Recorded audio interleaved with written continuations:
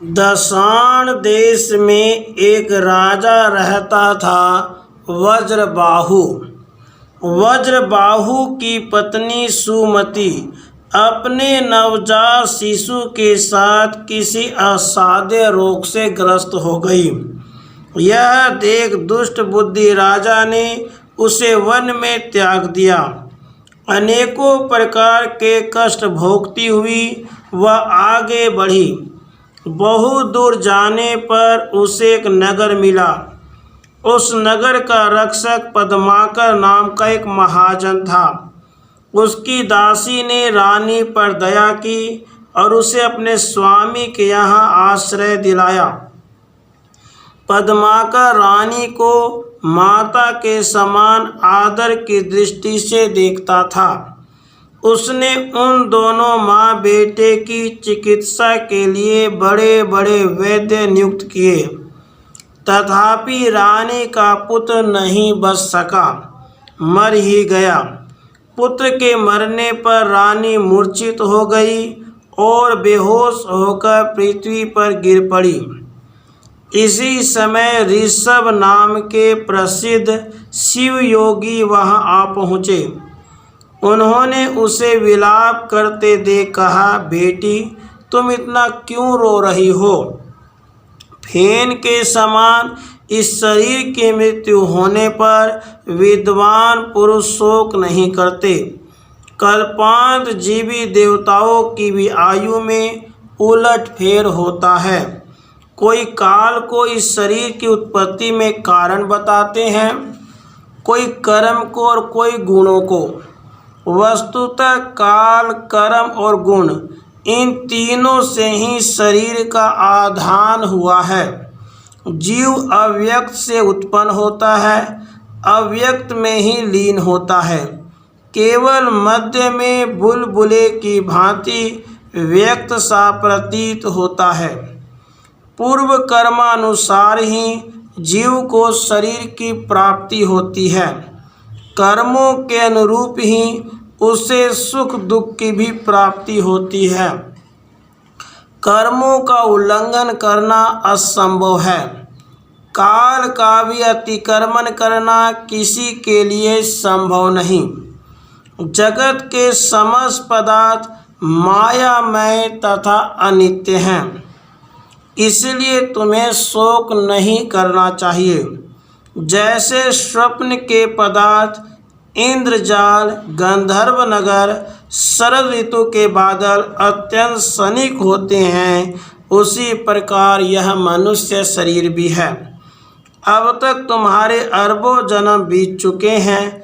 अब तुम ही बताओ, तुम किसकी किसकी पुत्री, किसकी किसकी माता और किसकी किसकी पत्नी हो। मृत्यु सर्वथा अनिवार्य है। कोई भी व्यक्ति अपनी समस्या विद्या, बुद्धि, मंत्र, औषधि तथा रसायन से इसका उल्लंघन नहीं कर सकता। आज एक जीव की मृत्यु होती है तो कल दूसरे की। इस जन्म मरण के चक्कर से बचने के लिए उमापति भगवान महादेव ही एकमात्र शरण है। जब मन सब प्रकार की आसक्तियों से अलग होकर भगवान शंकर के ध्यान में मग्न हो जाता है, तब फिर इस संसार में जन्म नहीं होता। भद्रे, यह मन शिव के ध्यान के लिए है, इसे शोक मोह में मत डुबाओ।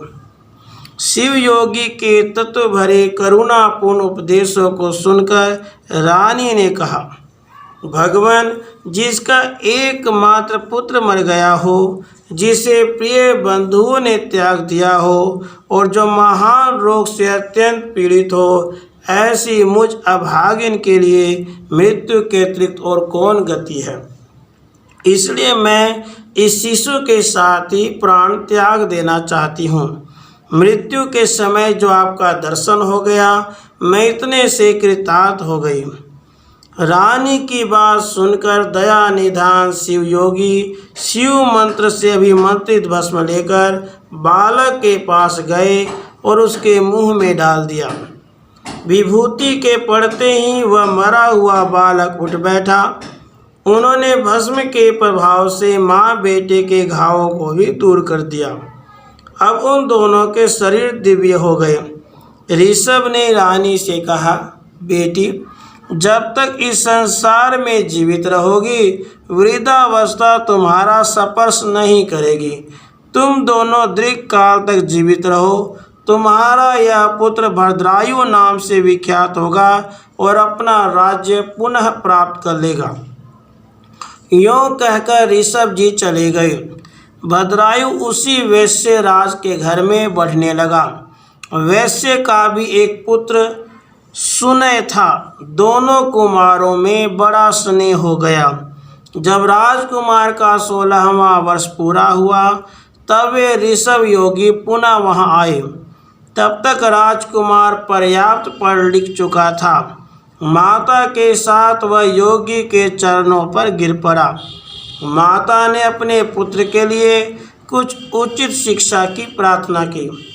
इस पर ऋषभ जी बोले, वेद, स्मृति और पुराणों में जिसका उपदेश किया गया है वही सनातन धर्म है। सभी को चाहिए अपने अपने वर्ण तथा आश्रम के शास्त्रोक्त धर्मों का पालन करें।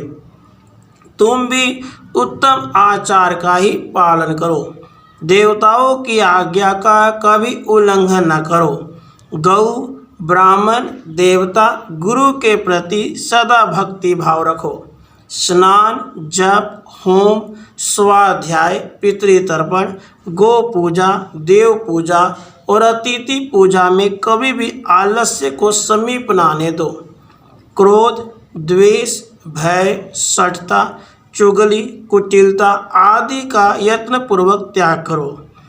अधिक भोजन, अधिक बातचीत, अधिक खेलकूद तथा क्रीड़ा विलास को सदा के लिए छोड़ दो। अधिक विद्या, अधिक श्रद्धा, अधिक पुण्य, अधिक स्मरण, अधिक उत्साह, अधिक प्रसिद्धि और अधिक धैर्य जैसे ही प्राप्त हो उसके लिए सदा प्रयत्न करो। अनुराग साधुओं में करो। धूर्त, क्रोधी, क्रूर, छली, पतित, नास्तिक और कुटिल मनुष्य को दूर से ही त्याग दो। अपनी प्रशंसा मत करो। पाप रहित मनुष्यों पर संदेह न करो। माता, पिता और गुरु के कोप से बचो। आयु, यश, बल, पुण्य, शांति जिस उपाय से मिले उसी का अनुष्ठान करो। देश, काल, शक्ति, कर्तव्य, अकर्तव्य आदि का भली भांति विचार करके यत्नपूर्वक कर्म करो। स्नान, जप, पूजा, हवन, श्राद्ध आदि में उतावली न करो। वेद वेता ब्राह्मण, शांत सन्यासी, पुण्य वृक्ष, नदी, तीर्थ, सरोवर, धेनु, वृषभ, पतिव्रता स्त्री और अपने घर के देवताओं के पास जाते ही नमस्कार करो। यों कहकर शिव योगी ने भद्रायु को शिव कवच, एक शंख और खड्ग दिया। फिर भस्म को विमंत्रित कर उसके शरीर में लगाया, जिससे भद्रायु में 12,000 हाथियों का बल हो गया। उसके बाद योगी ने कहा, ये खड्ग और शंख दोनों ही दिव्य हैं। इन्हें देख सुनकर ही तुम्हारे शत्रु नष्ट हो जाएंगे।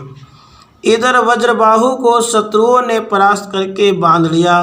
उसकी रानियों का अपहरण कर लिया और दर्शान देश का राज्य नष्ट भ्रष्ट हो गया।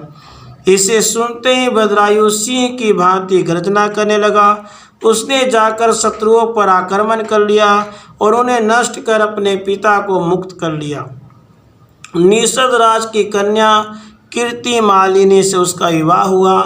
वज्रबाहु को अपनी योग्य पत्नी से मिलकर बड़ी लज्जा हुई। उन्होंने राज्य अपने पुत्र को सौंप दिया। उसके बाद भद्रायु समस्त पृथ्वी के सार्वभौम चक्रवर्ती सम्राट हो गए।